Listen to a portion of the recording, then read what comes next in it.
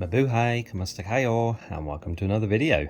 So it's that time of year again where the cacti are going to get their first proper watering, and a feed as well.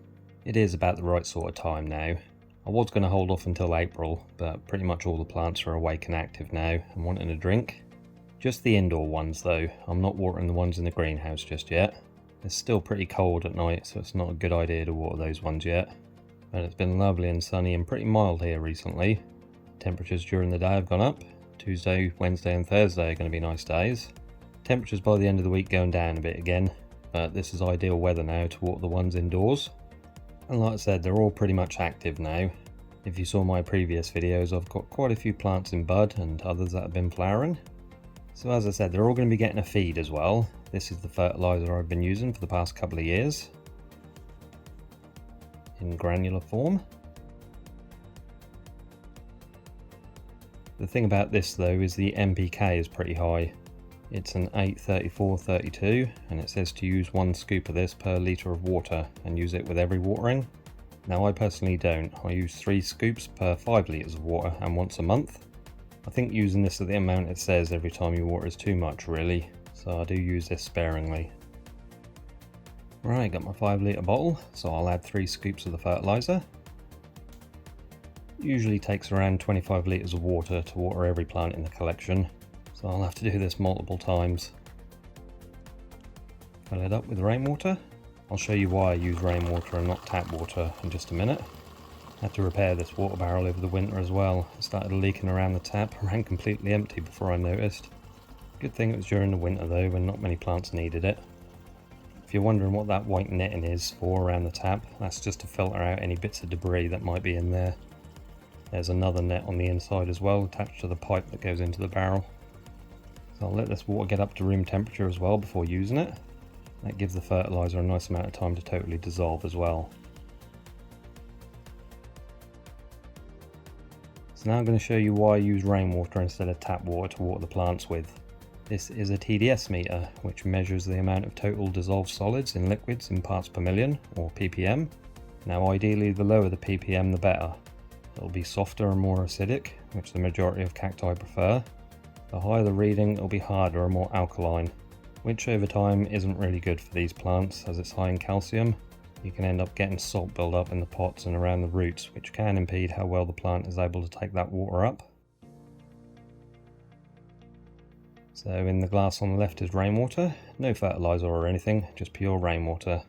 And in the other glass is our tap water. So I'll test the rainwater and see what reading we get. Let that settle a bit. So around 42, 43, which is excellent. Nice low reading. Now the tap water. I already know this is going to be high as I've tested it in the past, and we do live in a hard water area.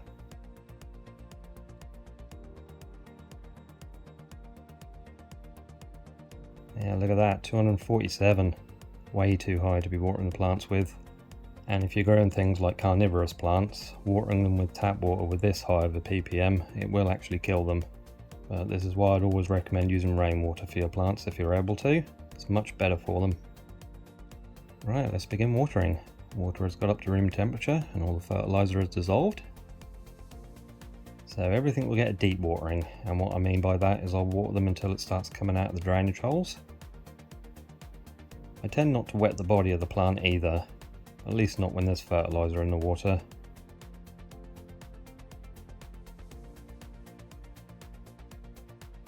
And there we go, you can see it coming out the bottom of the pot.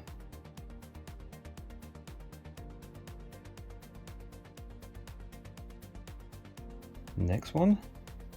Obviously I'm not going to show you every single one. I've got about 500 individual plants to water over the next few days, so it's going to take a while. Feels good to be giving them their first proper watering and feed of the year though. These have all gone almost 6 months without any. Just some got a little light watering a few weeks ago, but for the majority of them this is their first proper drink in all that time.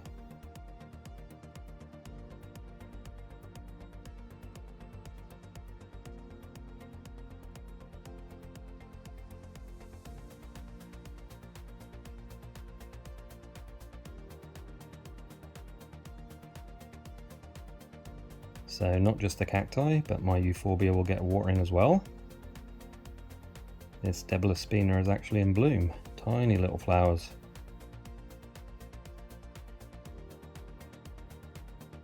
Exactly the same way, nice deep watering until it starts coming out the bottom of the pot.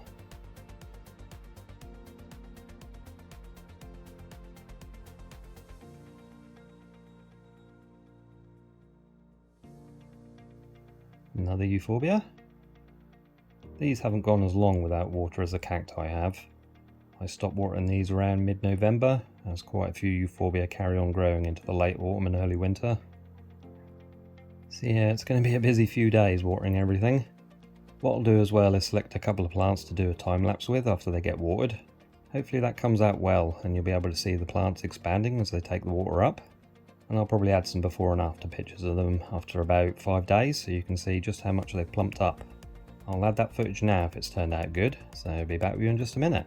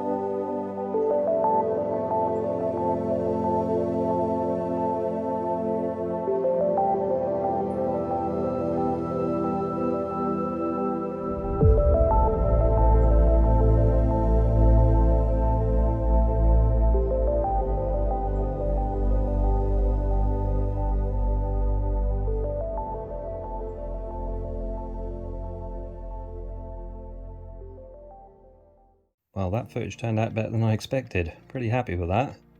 Wish I'd have recorded a few more though, as some plants have really plumped up. I showed this gymno in the buds, blooms and desiccation video I did a couple of weeks ago. This got a light watering then, but has now had a proper drink. It's really fattened up.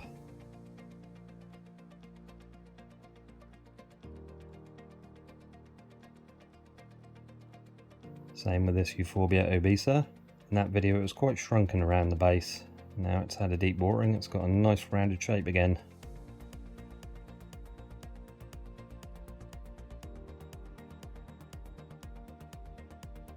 I wish I'd have done a time lapse of this Corypantha though.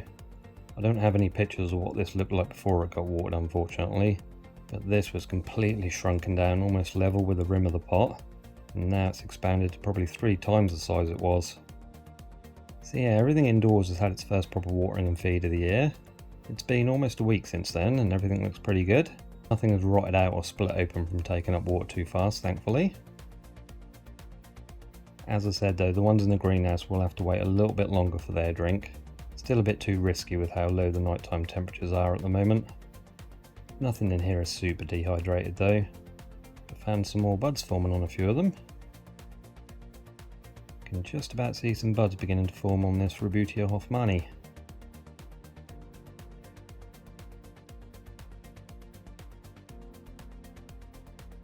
This gymno is coming to bud as well.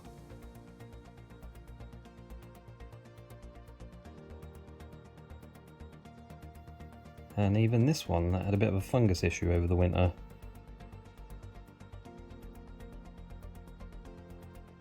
Pretty sure there's some early signs of buds forming on this Libivia arachnicantha as well. So yeah, I hope you enjoyed this video. Definitely feels good to give all the cacti a watering. And hopefully once we get into April and early May the temperatures will improve more. And these ones can get watered and a lot of the plants from inside can be put back in here. So thank you all for watching. Please remember to like and comment, consider subscribing to the channel. hit the notification bell as well so you know when I upload a new video. You'll be safe and well, and I shall see you next time. Salam op alam. Bye for now.